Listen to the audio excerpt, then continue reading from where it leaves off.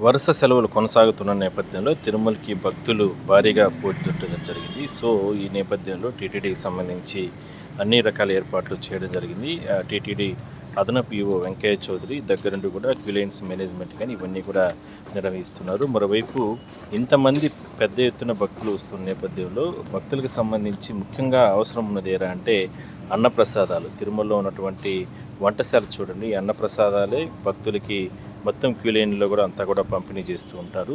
So ఇంత రద్దీ వస్తుంది కాబట్టి అన్నప్రసాదాల వితరణ ఏ విధంగా జరుగుతుంది ఏందనే దానిపైన టీటీడీ ఉన్నతాధికారులు ప్రత్యేక దృష్టి పెట్టడం జరిగింది. పాలు ఇట్లా మజ్జిగ ఇలాంటివన్నీ కూడా పంపిణీ చేయడంతో పాటు అన్నప్రసాదాలు ఏ విధంగా పంపిణీ జరుగుతున్నాయనే దానిపైన ప్రత్యేకంగా దృష్టి పెట్టారు.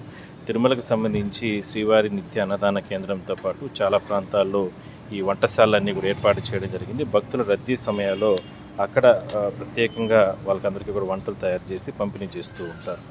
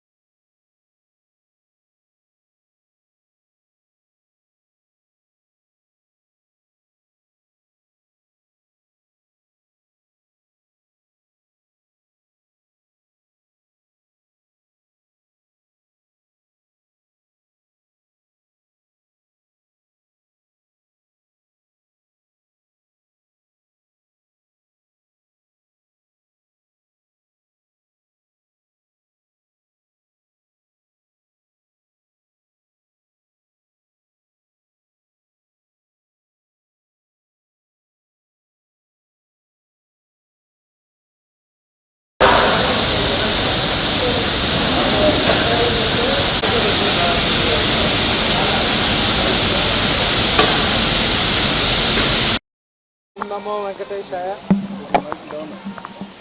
మీ అందరికి కూడా తెలుసు, గత వారం రోజుల నుంచి భక్తుల యొక్క ఉధృతి చాలా ఎక్కువ ఉంది.